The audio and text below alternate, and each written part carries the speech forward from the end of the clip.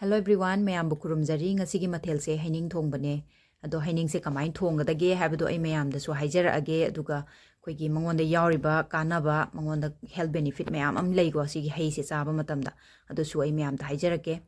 ado haining se thongnabagi damakta koina ghee khara laujare ado mayam na ghee se available oidragadi koigi refined oil do dum sizina biba yai ko koigi hangam thawdi lobiganu manam khara cheli danu ko hangam thawde ado si haining se ani ma laujare si se manipur dagi pubirak pane ichanu pana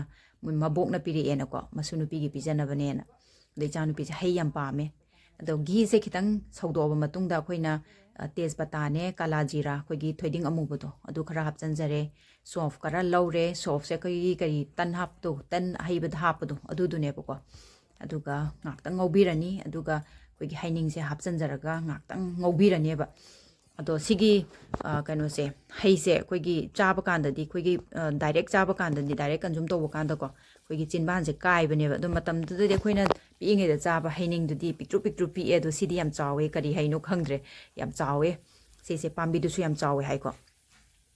ado se manipur da dang ne phangi se north east region da khara phangam gadra ado ayam bana di manipur da dang phangi hai atap atai mafam da phangde hai ko si hai je ain sum hangbo da khangden loi hai ba ado chini hapai mo taina chini angang point sizina jare ko hai thong bagi thumna na bagi asin bado hat na bagi aduga sise kaino ne ilaichi ni ko chanupi na mana semjari ni ilaichi sujara ini ma huren chabada chajana ba na ma sa yaujara ini sem bokotpa ado sumaina ilaichi ma sugai jare ma se manam nungsina bagi ni ko adum happy yo si made adum prefer tawjage aduga kano se lon ba loijare ado sidai sida hapchan jarani ado mayam haining se koigi yam kanai mangonda vitamin C yawi antioxidant yawi adagi fiber yawi potassium yawi minerals yawi ado ma se chaba kanda koida immunity booster oin sijina be yai bam aduga magi healthy heart oigani healthy skin oigani koigi skin je phajagani hai aduga mangonda khwaidagi yam maru oiba important oiba properties ama yawi kaino da koigi anti cancer properties se mangonda yawi ba haining da aduna mayam sabiu sillaga jo sumaina thonga dum chabiu ko si khuthong si da dum chara so dum yara bane siko yam haw bane sumain thonga ga chabiu mayam chaka tolaga dum chara su yare chumnagi dum chara su yai ado sumaina saugalak pasi da ilai si to hapsan jare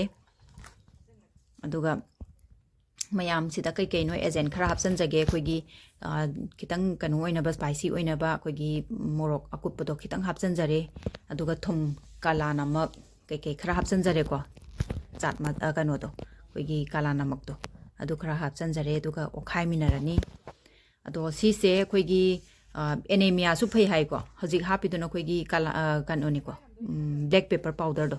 khoigi gun maru asuba do adu do ni aduga ngaktang okhai birani smaina aduga anemia se khoigi anemia e wat pagi laina se si se phai hai ko phai habadi prevent to bangam ba hai tare asi charaga di e wat pagi laina se leite na hai ba aduga mangonda yam kana bam pochak ama ju yauri ba mai pambi se dum kanare ba ko magi medicinal uses thaina gi khoigi mai ba mai bising na season rambada khoigi magi mana ne u gi maku sine mara sine khoigi lai hau to ba de ki diarrhea to ba adagi khoigi tin leiba lokhuba sigumba kanda seasonai haiba ado sisi yam kana ba pot makhalamane khoigi hai makhalamane aduga si khoi mayam nan chabiyu mayam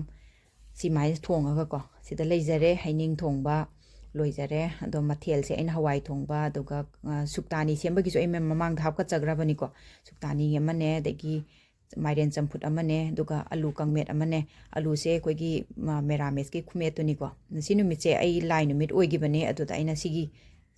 chakluk se semjagi bane ko ada aina mayam je hapchan jaraga di sangto khrane na aina amamam to aina thagat chabani suktani gi mayam upload to jagrabani suktani sembagi recipe mayam yengbiu aduga sida leire koigi haining thongba yam hawi chak asabaga tolaga chabado ko haining se koigi usopta koina kona chari bagi sisu mangon digestive enzyme yaubagi ne ko habati haining se kona koi usop ta tawba kan haining se kona chadrane ado chaba tumnaba koi digestion da yam kanaba pot amu oi ko dugini ado alu met bagi sidi koi gi shorts toina thaga charage mayam koi gi yungcha ka met pani sina kano to leijare koi gi suktani do mayam support tawbiramo thank you for watching my video thank you